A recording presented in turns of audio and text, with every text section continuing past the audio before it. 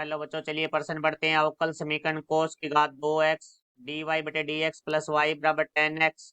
तो x का मान है वो 0 के बराबर या 0 से बड़ा और पाई बटे 2 से छोटा का व्यापक हल ज्ञात कीजिए।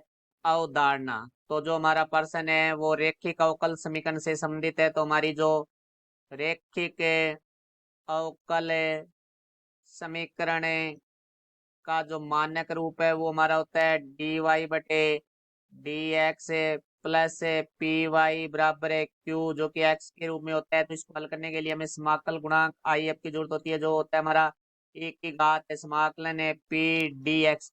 अब हम बात करेंगे व्यापक हल की रैखिक अवकल समीकरण की। वो हमारा होता है आई एफ गुणा वाई बराबर है समाकलन है क्यू गुणा I F D x plus C.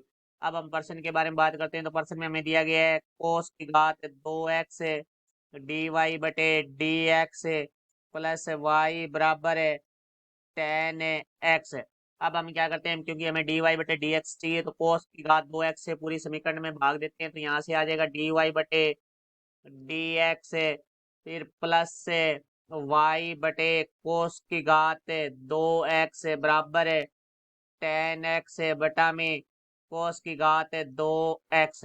तो यहाँ से हमें प्राप्त होगा डी वाई बटे डी एक्स एक बटे कोस एक्स है वो हमारा सेक एक्स होता है। तो यहाँ से आ जाएगा सेक की घात 2x वाई बराबर है सेक की घात 2x टेन एक्स।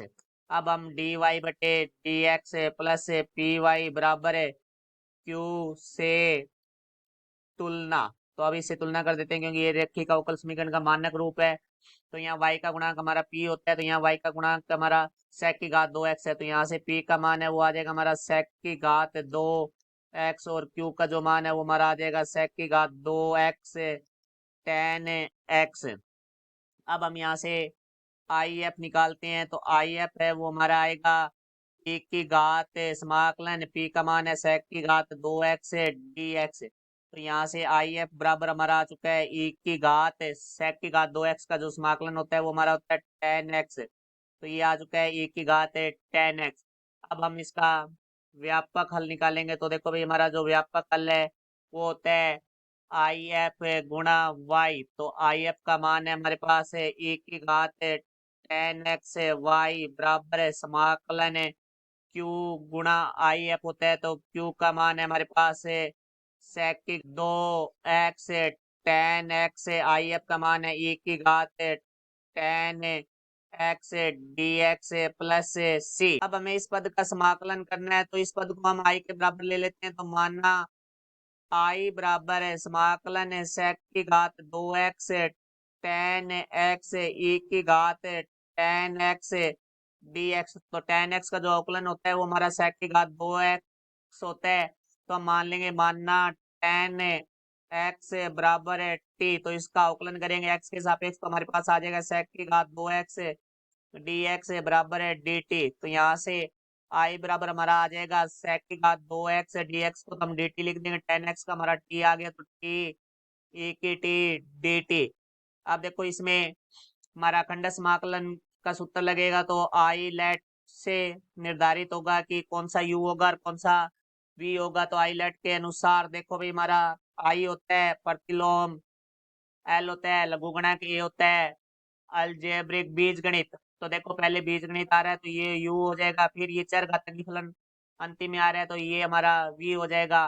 तो यहाँ से हमारा खंड समाकलन है u गुणा v डी एक्स वो होता है u बार v का समाकलन है माइनस समाकलन है फिर ब्रैकेट डी यू बटे डी एक्स समाकलन का निशान है v D X bracket D x plus C. तो अब इस उत्तर में ये सारे मान हम रखेंगे। तो आई बराबर हमारा आ जाएगा टी समाकलन का निशान एक की टी डी टी माइनस समाकलन का निशान कोष्टक डी बटे डी टी। टी का अवकलन होगा समाकलन का निशान एक की टी डी टी पूरे का समाकलन है प्लस सी। तो यहाँ से आई बराबर हमारा आ जाएगा टी एक की टी का समाकलन है वो एक की टी होता है माइनस टी का अवकलन है वो एक हो जाएगा, फिर एक की टी का समाकलन एक की टी हो जाएगा डी टी प्लस सी। तो यहाँ से आई बराबर हमारा आ जाएगा टी ई की टी माइनस ई की टी का ई की टी होगा प्लस सी। ये हमने इसका समाकलन कर लिया है, तो अब हम मान रख देते हैं इसका। तो मान आ हमारे पास टी का मान रखते हैं पहले, तो यहाँ तो आई बराबर आ जाएगा टेन एक्स ई की घात टेन एक्स माइनस ए की घात टेन एक्स प्लस सी। तो यहाँ से देखो भाई हमारा जो हमारा मुख्य फलन था, जो कि जिसको मैं समीकरण नंबर 1 दे रहा हूँ व्यापक हल में, इसका मान रखते हैं हम।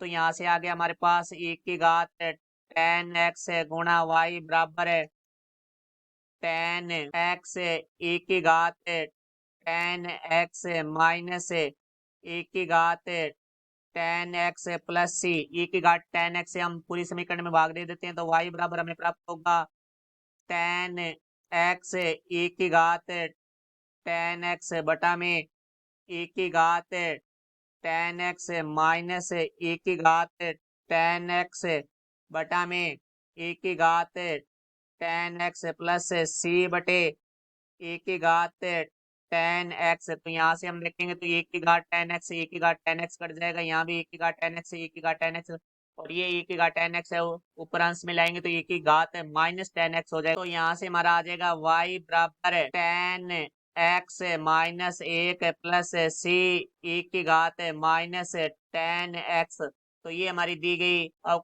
रैखिक अवकल समीकरण का व्यापक हल है। ये हमारा उत्तर हुआ। आशा करता हूँ समझाया होगा। धन्यवाद।